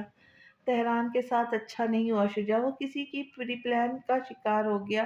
ہمیں اس کی دماغی حالت سمجھنی چاہیے، ہمیں پھر سے اس کے لیے آواز اٹھانی چاہیے۔ شجاع کی رگیں تن گئی۔ میرا اس شخص سے کوئی تعلق نہیں ہے، تم اگر چاہتی ہو تو بس شوق کرو، ہمیں منتشر مت کرو شجاع۔ ہم منتشر ہو چکے دلنشین، اور یہ سب تہران کا کیا دھرا ہے۔ اگر اسے انا عزیز ہے تو مجھے بھی عزیز ہے۔ میں اب کبھی اس شخص کے پیچھے عدالت میں نہیں جاؤں گا، نہ تم مجھے قائل کرنے کی کوشش کرو، کیونکہ میں پہلے ہی تمہاری وجہ سے اس پہ بھروسہ کر کے نقصان اٹھا چکا ہوں، مزید نہیں۔ اس کی مترم آنکھیں دیکھ کر وہ موم بن کر پگھلا، مگر سختی سے گویا ہوا۔ تہران نے ان کے جذبوں کے ساتھ کھلواڑ کر کے اچھا نہیں کیا تھا۔ اس نے تلخی سے کرسی چھوڑ دی، رخ موڑ کر پینٹ کی جیبوں میں ہاتھ گھسائے، لا تعلقی اختیار کر لی۔ کئی دیر بعد اس نے پلٹ کر دیکھا تو نشست خالی تھی، کافی کا مگ جو کاتو پڑا ٹھنڈا ہو رہا تھا۔ کئی دن ہاسپٹل میں اس کا ٹریٹمنٹ چلتا رہا، پھر اسے ڈسچارج کر دیا گیا۔ گھر آنے کے بعد بھی اس کی حالت میں سدھار نہیں آیا تھا۔ گھر والوں سے اس کی بات چیت مکمل بند تھی۔ کمال حسن نے سے اس نے زبانی کلامی تک نہ کیا تھا۔ ایک بار بھروسہ کر کے ایسا تماچا پڑا تھا، وہ منہ کے بل گری، اب تک نہیں سنبھلی تھی۔ ان کی غرض صرف انتقام لینا تھا، وہ لے چکے تھے۔ اب اس کی ذات سے کوئی سروکار نہیں تھا، اسے کوئی پوچھتا تک نہیں تھا۔ اس کی موجودگی سے شرمین اندر ہی اندر کھولتی رہتی تھی۔ شرمین کی نظر میں زوہب حسن کی قاتلہ وہ تھی۔ زندگی متحرک رہی، وقت کا کام تھا چلنا، سو اپنی رفتار سے چلتا رہا۔ دن تیزی سے گزرنے لگے۔ ایک دن اچانک جمشید کہیں غائب ہو گیا، بہت ڈھونڈنے کے باوجود نہیں ملا۔ کمال حسن کے ساتھ بزنس کے معاملات وہی سنبھالتا تھا۔ انہیں نقصانات ہونے لگے، ایک جگہ سے پھر دوسری جگہ سے لے دے کر ایک کمپنی ان کے پاس بچی تھی، جسے بچانے کے لیے وہ آج کل دن رات سرگرم عمل تھے۔ وہ لمس بھی کیا حسین ہے کہ بدن میں اس کے ہنسی ہاتھوں کی بھیگی خوشبو مہک رہی ہے۔ سنہری پوروں کا لمس تن میں اترتا سانسوں میں آ گیا تھا۔ میں بات کرنے لگا تو ہونٹوں پہ یک بیک پھول مہک اٹھے، گداز ہاتھوں کی خوشبو میں گندے ہوئے ہیں۔ ہونٹوں پہ یک بیک پھول مہک اٹھے، گداز ہاتھوں کی خوشبو میں گندے ہوئے ہیں۔ گلاب سارے یہ خوشبوؤں کے نصاب سارے، یہ باب سارے اسی کے ہاتھوں کے لمس سے ہے۔ دھیمے مخمور لہجے میں نوخیز جوان ہاتھ سر کے نیچے لگائے ٹکائے بند آنکھوں سے گنگناتا ہوا خیالوں میں کسی پری پیکر کے تصور میں بھٹک رہا تھا۔ تہران پاشا کے جذبوں سے یکسر بے خبر۔ تہران پر ایسا لگتا تھا کسی نے کھولتا ہوا پانی ڈال دیا۔ اس نے جذبات سے بے قابو ہو کر اس کے لبوں کے قریب سے ریکارڈ چھین کر دیوار پہ دے مارا، اور بہت غصے میں گویا ہوا، بکواس بند کرو، کتنی بار منع کیا، یہ خرافات مت بکو میرے سامنے۔ آنکھوں میں شعلہ بھڑک اٹھے تھے، سانسیں تیز تیز چلنے لگی تھی۔ تمہاری آنکھوں میں شکست صاف دکھائی دے رہی ہے، محبت میں ہارے ہو؟ وہ سیدھا ہو بیٹا۔ محبت کے نام پر اس کے اندر بے پایا آگ جل اٹھی۔ دوبارہ تمہاری آواز میرے کانوں تک نہیں پہنچنی چاہیے۔ انگشت شہادت اٹھا کر تنبیہ کرنے لگا۔ اس کے تحکمانہ انداز پر مقابل طیش میں آ گیا۔ وہ اٹھا، آنکھوں میں آنکھیں ڈال کر گویا ہوا۔ اس کا قد تہران سے انچ بھر چھوٹا تھا۔ بہت آگ ہے تیرے اندر، مجھے ڈر ہے کہیں تم اس آگ کی زد میں نہ جاؤ۔ اس نے تندے سے جواب دیا، ریلیکس یار۔ ایک دو لمحے گھرنے کے بعد بے تکلفانہ انداز میں اس کے کندھے پر دھپ رسید کرتے ہوئے ہنسا۔ تہران نے کھا جانے والی نظروں سے گھور کر دوبارہ اپنے بیڈ پر چلا گیا۔ جانے اسے اتنا غصہ کیوں آ رہا تھا؟ زندگی کے باب میں ایک نیا باب شامل کرنا بہت مشکل ہو جاتا ہے جب انسان کو معلوم ہو جائے کہ وہ پسندیدہ شخص اس باب میں نہیں ہے، مگر زندگی جامد نہیں ہو سکتی۔ انسان کو اپنی آخری سانس تک زندگی کے حصول کے لیے جدوجہد کرتے رہنا پڑتا ہے۔ وہ جتنا اس اذیت سے نکلنے کی کوشش کرتا، اس نوجوان کی باتیں عجیب سی کیفیت طاری کر دیتی تھی۔ وہ بے اختیار ہو جاتا تھا، مچل جاتا تھا، خود پر قابو کھونے لگتا تھا۔ وہ خود کو سمیٹنے کی کوشش کر رہا تھا۔ شکستگی کے آثار بہت گہرے تھے، آثار مٹ بھی جاتے مگر محبت کے دیے زخم تاخیر بھرنے والے نہیں تھے۔ تھکی ہے رات بھی مالک، مجھے بھی اس تھکن کی ریشمی باہوں میں سونے دے۔ تھکی ہے رات بھی مالک، مجھے بھی اس تھکن کی ریشمی باہوں میں سونے دے۔ مجھے مدہوش ہونے دے، اگر میں بے دلی سے اپنے ماندہ روح کو تیری عبادت میں لگاؤں بھی تو کیا حاصل؟ तुझे देखा है मैंने, दिन की आँखों की थकन को, रात के पर्दे से ढकते भी। सुबह के हर एक सुबह तेरी बशास ताज़ा दम ज़ियारत हो। थकन से चूर हूँ मैं भी, मुझे वो नींद दे दे जो इबादत हो। आज नौखेस पस मंज़र सा लग रहा था। तरतीब से 4 बेड लगाए गए थे, जिसके आगे एक टेबल, एक और इतराफ में चेयर्स रखी गई थी। बेड के सामने वाली दीवार में कैदियों के लिए लॉकर लगाए थे। वो लॉकर से शर्ट निकाल कर पहनता, कुर्सी खींचकर बैठ गया। मुकाबिल पर कोई असर नहीं पड़ा। वो अपने मखसूस अंदाज में सर के नीचे दोनों हाथ जमाए, पैर टेबल पर रखकर कुर्सी पर नीम दराज था। तुम्हें भी मेरी तरह नींद नहीं आ रही? नाखेज ने बंद आंखों से सवाल दागा। तुम्हें क्यों नींद नहीं आ रही? तेहरान ने सवाल पर सवाल किया। आज ठीक 2 हफ्ते बाद उसने उसे मुखातिब किया था, जो उसका रूममेट भी था, वरना उसके लबों से एक लफ्ज़ भी अदा नहीं हुआ था जब से वो यहाँ आया था। तुमने मेरा रिकॉर्ड तोड़ दिया है, जिसके ज़रिए मैं अपनी मोहब्बत को पैगामात भेजता था। अब मैं अपने रब से मुखातिब हूँ कि वो मुझे नींद दे दे ताकि मैं सो सकूँ, लेकिन लगता है नींद भी मुझे नसीब नहीं होगी। तौक़ुफ़ के बाद ठहर कर मायूस लहजे में बोला, सोने की कोशिश करो, आ जाएगी नींद भी। जवाबन कहता उठने लगा, कहा ना, मुझे नींद नहीं आएगी तेहरान पाशा। हनूज़ उसी पोजीशन में बोला, तुम्हें मेरा नाम कैसे मालूम हुआ? अब हमसे तहैयुर से गोया हुआ, कैसे किसे नहीं मालूम होगा यार। मास्को में 3 ही बड़े नाम हैं, एक दिलावर पाशा, दूसरा मेरा दुश्मन, दुश्मन का तारुफ नहीं दोगे, एहतशाम मुजाहिद, और तीसरा नाम? इस सवाल पर नौखेज़ ने पलकें वार की। मेरा बाप मोहसिन मिर्ज़ा। सर्द लहजे में कैदा टेबल से टांगे हटाकर अब वो सीधा होकर बैठ गया। किस जुर्म की पावाश में सज़ा काट रहे हो? उसने उठने का इरादा तुर्क करके दिलचस्पी से नौखेज़ नौजवान की तरफ देखा, जो बेख्तियार उसे अमान की याद दिला गया था। इस सवाल पर वो अफसरदा हो गया। अपने बाप की वजह से? कुछ तो तुमने भी किया होगा? उसे शुबा हुआ। हाँ, किया था ना। पहले मैंने अपनी गर्लफ्रेंड के शौहर पर हाथ उठाया, क्योंकि उसने मुझे धोखा देकर किसी दूसरे से शादी कर ली थी। वो बड़े बाप की बेटी थी। उसने मुझे हवालात में डलवा दिया। मैं भी कम नहीं था। पूरी एक रात हवालात में गुजारी तो मेरे हवास उड़ गए।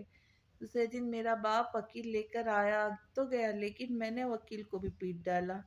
बस इसी जुर्म की सज़ा अब तक भुगत रहा हूँ। 1 साल हो गया। शायद मेरा बाप मुझे भूल चुका है। वो तल्खी से हंसते हुए बताने लगा, फिर खुद को कंपोज करके उसका सारा ध्यान हटाने की खातिर पूछा, तुम? रात बहुत हो गई है।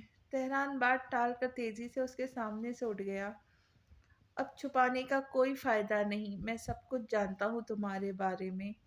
उसने बेसाख्तगी से कहा, कैसे? अब की बार उसे तशवीश हुई। ऐसे? उसने मानी खेजी से अब्रो उचकाते हुए अखबार टेबल पर फेंका, जिसके फ्रंट पेज पर उसकी खूबरू सी तस्वीर छपी थी, जिस पर एक लंबी तफसील देख कर उसके असाब बोझल होने लगे। उसके अंदर थकन सी उतर गई। उसकी निजी जिंदगी अखबारों की सुर्खियों का हिस्सा बन गई थी। ये ठीक नहीं हुआ।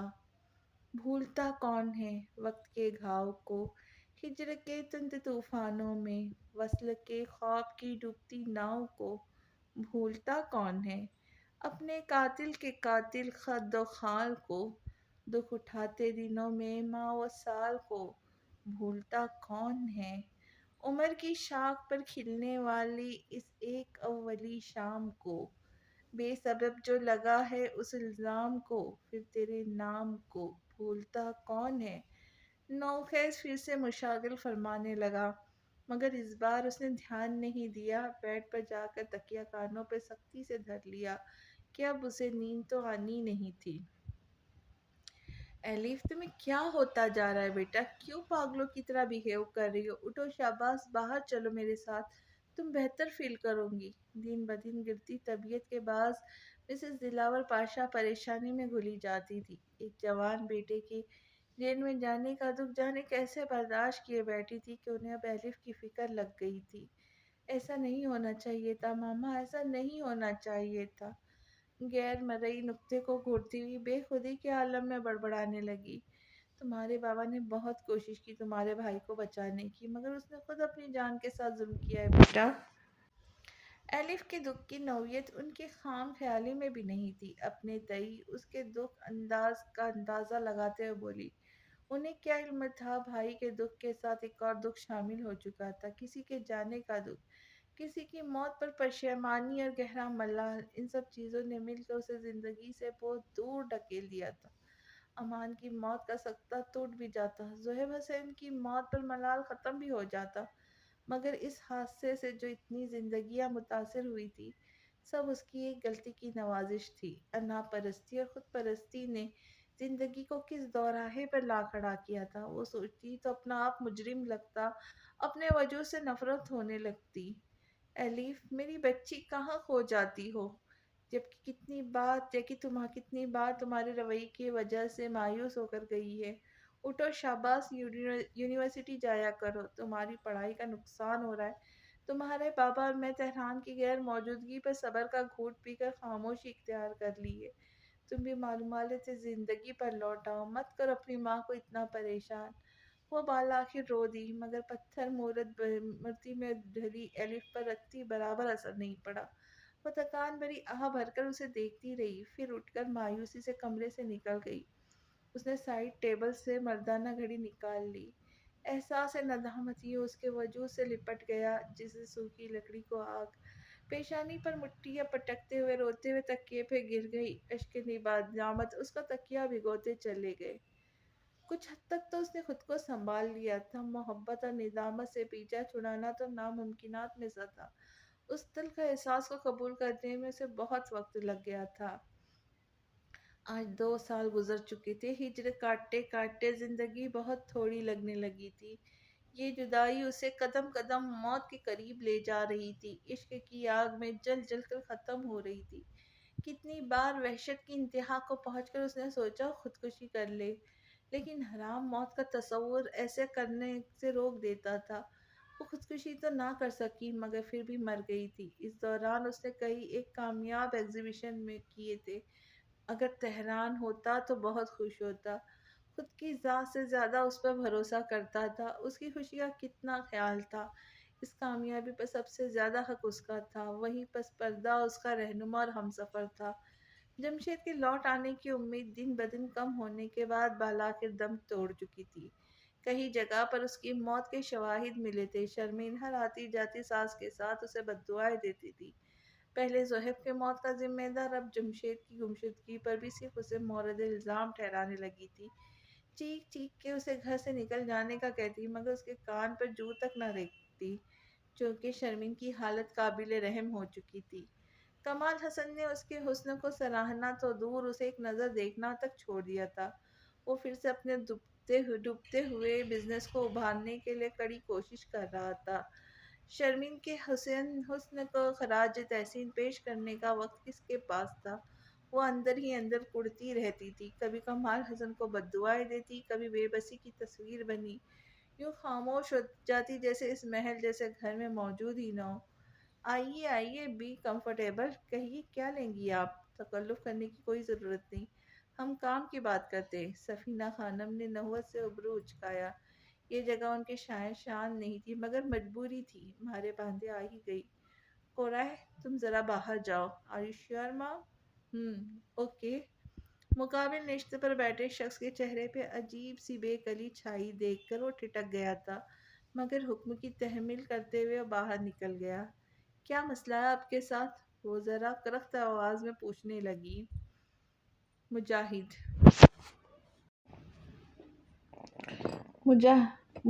مجاہد کا نام مت لو، اپنا درد بتاؤ۔ سفینہ خانم سختی سے کمال حسن کی بات رد کرتے ہوئے بولی۔ وہی بتانے کی کوشش کر رہا ہوں سفینہ جی، مجاہد ملا تھا مجھے، وہ پہچان گیا کہ آپ ہی اس کی سفینہ ہیں۔ کمال حسن کے چہرے پہ عجیب سی چمک ابھر آئی۔ تو سفینہ خانم کے چہرے پر اضطراب پھیل گیا۔ تو یہ کہ مجاہد کے پاس اس حادثے کی ریکارڈنگ اور گواہ دونوں موجود ہیں، اگر وہ چاہے تو۔ Come to the point mister کمال۔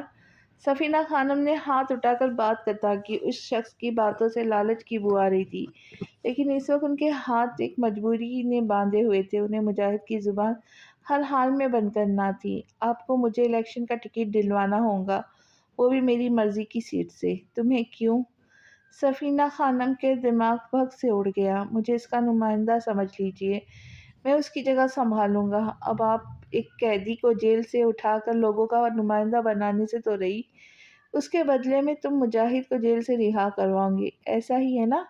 کمال حسن ان کی عیاری و مکاری پر کانوں کو ہاتھ لگانے کو جیچا۔ جی بالکل، کمال حسن نے مسکرا کر خفیف زخم سے گویا وہ داد وصول کی تھی۔ ٹھیک ہے، میں سوچوں گی۔ ساڑی کا پلو تھامتی ہوئی اٹھ کھڑی ہوئی۔ ادھر چاکلیٹی براؤن بالوں والا سیاہ تری پلیس میں ملبوس خبرو شخصیت پینٹ کی جیبوں میں ہاتھ ڈالے مبہوت سے وال پر لگی پینٹنگ کو دیکھتا جا رہا تھا۔ قدم اٹھاتا جا رہا تھا، چہرے پہ بے نیازی تھی، سکون ہی سکون تھا۔ پھر ایک جگہ قدم تھم گئے۔ نایاب نسل کے گھوڑوں کا شوقین تو تھا، گھڑ سواری بھی دل دادا تھی۔ وال پر تصویر دیکھ کے اس کا دل خوش ہو گیا۔ بلا واسطہ اس کی نگاہ گلاس وال کے پار گارڈن کے منظر پر ٹھہر گئی، جہاں زلف نوروز بالوں کو ہیئر بینڈ میں مقید کیے آس پاس کے ماحول سے معاوضہ رنگوں سے کھیر رہی تھی۔ اسے یوں محسوس ہوا جیسے اس لڑکی کو پہلے بھی کہیں دیکھ چکا تھا، مگر کہاں؟ چلو احتشام، یس مام، ہو گئی ڈیل؟ وہ چونک کر پلٹا۔ میں نے سوچنے کا وقت مانگا ہے، مگر آپ کو سوچنے کی ضرورت کیوں محسوس ہوئی مام؟ وہ دونوں ساتھ چلتے ہوئے گارڈن ایریا میں پہنچ چکے تھے۔ سفینہ خانم کے قدم تھمے، پلٹ کر جواب دیتے ہوئے بولی، کیونکہ یہ کوئی بزنس ڈیل نہیں، سیاسی نوعیت کا مسئلہ ہے۔ لیکن آپ نے تو کہا تھا… وہ سب چھوڑ دو، تم اپنے بابا سے اس ڈیل کی تذکرہ مت کرنا، جیسے آپ مناسب سمجھے۔ ان کی ساری باتیں سر کے اوپر سے گزر رہی تھی، اس لیے اس نے ہاں میں ہاں ملانے میں ہی عافیت سمجھی۔ ویسے بھی سفینہ خانم اپنے فیصلوں میں خود مختار تھی، اپنے منوانے پر آتی تو فہیم مرزا جیسے شخصیت کو بھی دھول چٹا دیتی تھی، حالانکہ وہ ان کے شوہر کے رتبے پر فائر تھے۔ اس نے ڈرائیونگ سیٹ سنبھالتے ہوئے گارڈن میں ایک نگاہ ڈالنا ضروری سمجھا، وہ اب بھی وہیں تھی۔ اس نے سر جھٹک کر گاڑی ریورس گیئر میں ڈال دی۔ صرف ایک تیرے لیے آنکھ پر تھر توڑی ہے، مجھ پر کیا گزری ہے، یہ تجھ کو خبر تھوڑی ہے۔ ڈر ہے جو مجھ کو ملا، بھلا تجھ کو وہ ڈر تھوڑی ہے۔ میرے کاندھوں پہ کوئی تیرا سر، یہ سر تھوڑی ہے۔ اب تو ملنا ہے میرا گرنا ہر ایک ٹھوکر پر، اب تیری مجھ پہ وہ پہلی سی نظر تھوڑی ہے۔ تجھے نیند ہو مبارک ہو تیری صبح ہنسی، تیرے خوابوں میں بھلا میرا گزر تھوڑی ہے۔ ساتھ چلتا ہے سدا موڑ جدائی والا، یہ محبت کوئی آسان سفر تھوڑی ہے۔ ہر مسافر کو ہے درکار گھنا سبز درخت، مجھ سا بے سایہ وہ بے سود شجر تھوڑی ہے۔ کیسے نادان طبیبوں سے پڑا ہے پالا، جہاں ڈھونڈے ہے میرا دل وہ ادھر تھوڑی ہے۔ دور کیسے ہو شکایت حسن والوں کی، میری قدرت میں بھلا شمش و قمر تھوڑی ہے۔ عشق نے مار دیا مار دیا مار دیا، شور مت کیجیے کوئی تازہ خبر تھوڑی ہے۔ شہر لوٹتا ہے لٹے میری بلا سے صاحب، شہر لوٹتا ہے لٹے میری بلا سے صاحب، ابھی آباد کوئی میرا یہ گھر تھوڑی ہے۔ رنج و غم درد و الم ہنس کے اٹھا لیتے ہیں، ہم نے ایک اس کے سوا سیکھا ہنر تھوڑی ہے۔ دشت و پتھر سے بھلا کیسی شکایت ابرک، کوچے جانا کو یہ غیر کا سر تھوڑی ہے۔ اسی کے ساتھ آج ہم آج کی قسط کو یہیں پہ ختم کرتے ہیں۔ آپ کو یہ قسط کیسی لگی ضرور بتائیے، اس کے آگے کی قسط لے کے ہم جلدی حاضر ہوتے ہیں۔